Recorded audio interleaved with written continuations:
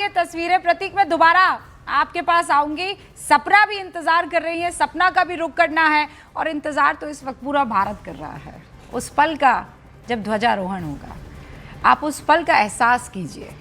बरसों बरसों से जिन्होंने प्रभु राम को उस ताट में देखा है ना, कि आपको उस मिट्टी में चलकर जाना पड़ता था और कहीं गुमनामी में प्रभु राम हुआ करते थे और वहाँ पर एक छोटी सी मूर्ति जहाँ रामलला को बिराजा गया था। कभी पानी गिर रहा है, कभी सूरज की एकदम भयंकर रोशनी जो है वो उस ताट को चीर रही है। वो तस्वीरें हमने भी देखी है और किसी भी मुल्क, किसी भी देश के भगवान को इस स्थिति में कोई देश नहीं देखना चाहेगा। और आज जब भव्यता से प्रभु राम वहां पर विराजे हुए हैं तो हर किसी के मन में वो कंटेनमेंट जो हम कह रहे थे ना कि इन तस्वीरों में दिखाई दे रहा है, वो दिखाई दे रहा होगा। हमारे साथ जगत गुरु सतीशाचार्य जी भी मौजूद हैं। सतीशाचार्य जी, बहुत बहुत स्वागत है आपका न्यूज़ 18 इंडिया पर। और इस वक्त बस उस अंतिम पल का इंतजार है जब ध्वजारोहण हो जाएगा, फिर उसके बाद कहते हैं कि ये संपूर्णता की प्राप्ति हो जाएगी। वो मंदिर जो अब तक सिर्फ प्रथम तल तक ही भक्तों के प्रवेश के लिए खुला हुआ था, फिर वो पूरी तरीके से आम भक्तों के लिए खोल दिया जाएगा। आपको इसकी शुभकामनाएं। आपको भी इसकी शुभकामनाएं और आपके तमाम दर्शकों को इसकी शुभकामनाएं। देखिए, ये ध्वजा केवल ध्वजारोहण नहीं है, ये धर्म का प्रतीक है।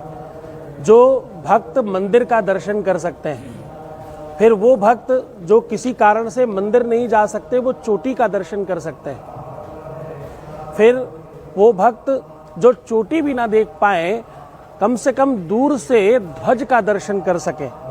तो ध्वज यश का प्रतीक है और ध्वज जो है वो धर्म ध्वज है। इसमें कोविद्वार जो वृक्ष का प्रतीक बनाया गया है, ये हर मंदिर का, हर भगवान का अलग अलग प्रतीक होता है। जैसे आप देखें, महाभारत काल में कपीशर ध्वज लगा है अर्जुन के रथ पर। भगवान शिव के मंदिर में नंदीश्वर ध्वज लगता है। तो वैसे ही यहाँ इस धर्म ध्वज पर जो प्रतीक चिन्ह बनाए गए हैं वो सब धर्मावलंबियों के आधार पर संत महात्मा, अमलात्मा, सिद्धात्मा, योगी, यति, साधकों के प्रमाण से, वेदों के और शास्त्रों के प्रमाण से बनाए गए। मैं जिस मत से जगत गुरु हूँ, ये हमारे ही परंपरा का मंदिर है। हमने सैकड़ों सालों का जो प्रतीक्षा, इंतजार और त्याग और न जाने कितनी बलिदान दिए हैं, ये उसका आज प्रतीक है। आज ये ध्वज क्योंकि यश का प्रतीक है, क्योंकि ध्वज यशगान का प्रतीक है, हिंदुत्व का प्रतीक। और मैं आपको इससे थोड़ा इतर हटकर बात बताऊं, भारतवर्ष जो है वो हिंदू और मुसलमानों का नहीं है। भारतवर्ष सिर्फ भारतवर्ष है और भारतवर्ष की पहचान है अयोध्या। अयोध्या, मथुरा, माया, काशी। हमारे यहाँ देखो एक गीत प्रचलित है और उसको संस्कृत में लिखा हमने बहुत साल पहले, वो आपको बता रहा हूँ। मृदपि च चंदन अस्मिन् देशे ग्रामो ग्रामः सिद्धिय वनम अत्र च बाला देवी स्वरूपा बाला सर्वे श्री रामा, बाला सर्वे श्री रामा। इसका हिंदी वर्जन आपको पता है।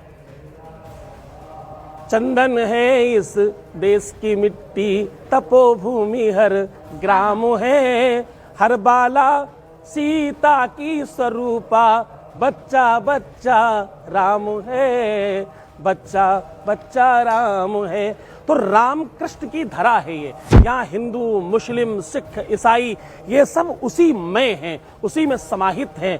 विश्व का सबसे बड़ा संप्रदाय रामानंद संप्रदाय, मैं उसी का जगत गुरु हूँ। मैं आपको, आपके तमाम दर्शकों को इसकी शुभकामनाएं देता हूँ। आज देश अलग तरीके से देख रहा है इसको। आज भारतवर्ष बदल रहा है। भारत का हर कौम, भारत की हर सभ्यता, हर परंपरा इसको प्रणाम और नमन कर रही है। आज देखिए, ये जो दर्शन दिख रहा है ना, एक समय राजनीतिक टीका लगाने में, चंदन लगाने में, कलावा बांधने में अथवा टोपी लगाने में भी संकोच करते थे। आज वो सब बदल रहा है। आज ये बदलता भारत है, आज ये नवीन भारत है, जहां पर मंदिर में जाने में गौरव होता है। एक समय आपको याद होगा, क्योंकि आप सब इतिहास को बहुत अच्छे से जानते समझते हो, हम सोमनाथ मंदिर में वो कहानी, वो कथा, वो व्यवस्था आपको सब पता है। वहां नेताओं ने जाने से मना कर दिया कि मंदिर कौन जाता है, मंदिर क्यों जाना चाहिए। मंदिर केवल मंदिर नहीं है, मंदिर पहचान है देश की।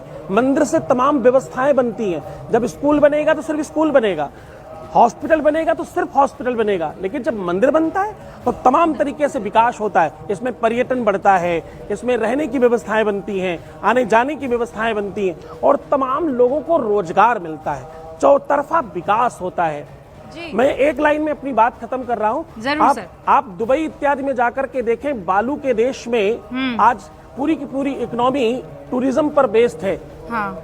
हमारे यहाँ अब जाकर के उस परंपरा को कुछ वर्षों से देखा जा रहा है। आज हम काशी सजाकर बैठे, आज हम अयोध्या सजाकर बैठे, हम धीरे धीरे उस तरफ आगे बढ़ रहे हैं, और इससे तमाम विदेशियों को भी, तमाम बाहर के लोगों को भी हम आकर्षित कर पा रहे हैं। हमारे यहाँ का टूरिज्म बढ़ रहा है, हमारे यहाँ की इकोनॉमी मजबूत हो रही है।